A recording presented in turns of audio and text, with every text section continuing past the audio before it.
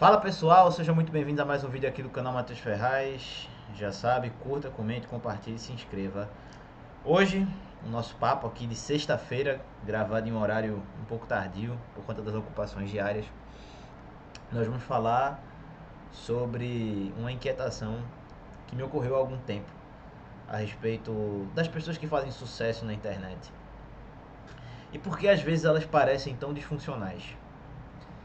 Essa é uma pergunta curiosa, porque a gente às vezes vê certas pessoas que fazem sucesso na internet e, e se pergunta por que essa pessoa ela não se tornou alguém comum. Ela não foi alguém que seguiu aquele caminho tradicional de arrumar um trabalho online, offline, de ter uma vida normal, de ser low profile, como dizem.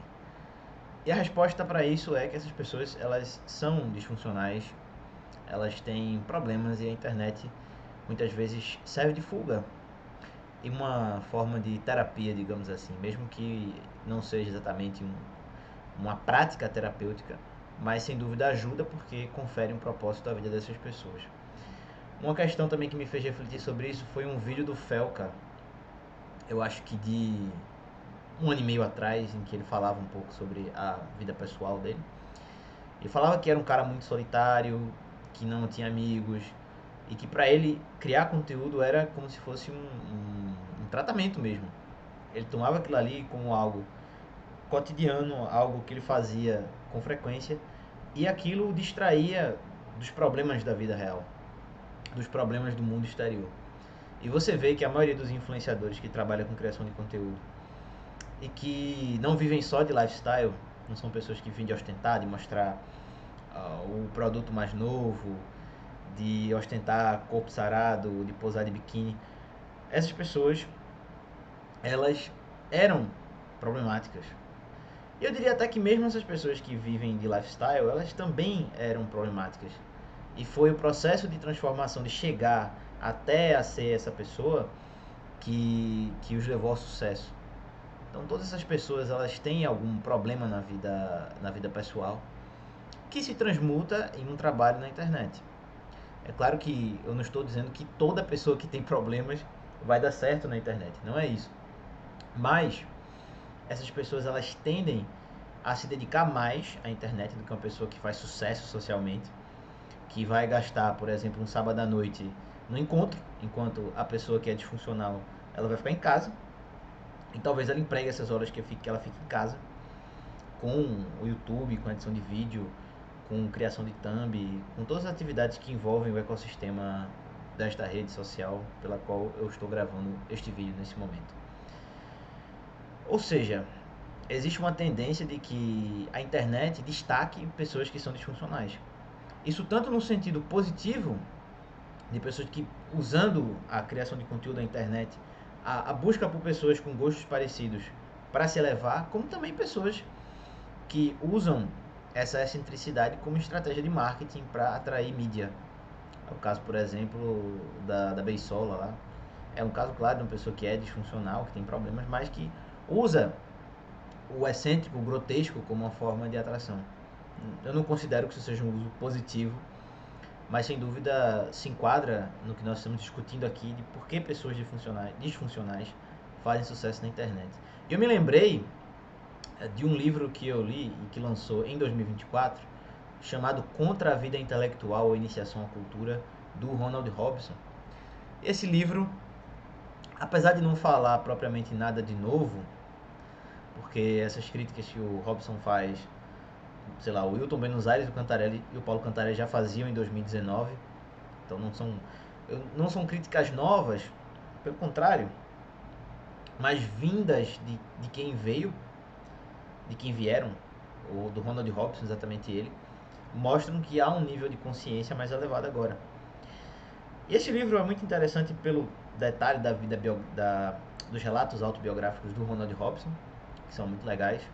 Eu acho sempre muito interessante. Eu sou um apaixonado por ler memórias justamente porque eu gosto dessa autoanálise que as pessoas fazem de si mesmas quando escrevem um livro de memórias. Mas tirando isso, ele a certa altura do livro fala que o intelectual, de certa forma, é um fraco, porque é uma pessoa que não vive a vida real, que ela vive uma vida falsa, que é a vida do espírito, essa vida de leitura, que não é a vida do pragmático, daquele cara que pega mulher, daquele cara que constrói um negócio, que faz marketing, que está sempre nas melhores festas, tomando os melhores vinhos, conversando, fazendo networking. A vida do intelectual não é essa, é uma vida solitária, é uma vida de fracassos, uma vida de recolhimento, de recusa das vaidades de que fala o livro do Eclesiastes. E, de certa forma, as pessoas que estão na internet não são intelectuais, evidentemente, mas elas também vivem, de certa forma, uma vida falsa, entre aspas, porque elas não estão dentro da vida real. Elas só vão entrar na vida real quando o trabalho da internet se tornar impossível de ser ignorado. Quando as pessoas começarem a ver que o criador de conteúdo, que era um estranho, um disfuncional, ele ganha dinheiro, ele tem capital social, ele é uma pessoa reconhecida, aprovada, ele recebe elogios de pessoas que não são do círculo dele, ou seja, de pessoas estranhas, ou seja, quando há uma distância de quem faz a consagração e do objeto consagrado, vamos dizer aquela famosa frase do Pierre Bourdieu, quando acontece isso, é que as pessoas passam a olhar para aquela pessoa disfuncional como alguém valoroso. Caso contrário, a pessoa disfuncional vai sempre ocupar um lugar subalterno. Mas a partir daí é que a pessoa começa a viver uma vida verdadeira, no sentido que ela vai desfrutar aqueles prazeres que antes, lá no começo da jornada, pareciam inacessíveis. Então, você percebe que a pessoa, de fato, ela começa na internet, ela usa a internet muito porque ela não obtém o sucesso na vida real que ela esperaria obter. E ela tenta, por meio dessa vida de internet, buscar essa vida verdadeira que ela pensa não poder conseguir por meios tradicionais. Isso pode levar tanto a um movimento positivo, a um movimento em que a pessoa, por meio da internet, ela desenvolve habilidades sociais buscando o apoio de pessoas com problemas parecidos. E nesse caso ela cria uma comunidade positiva, uma comunidade focada em buscar conhecimento, em ser melhor a cada dia.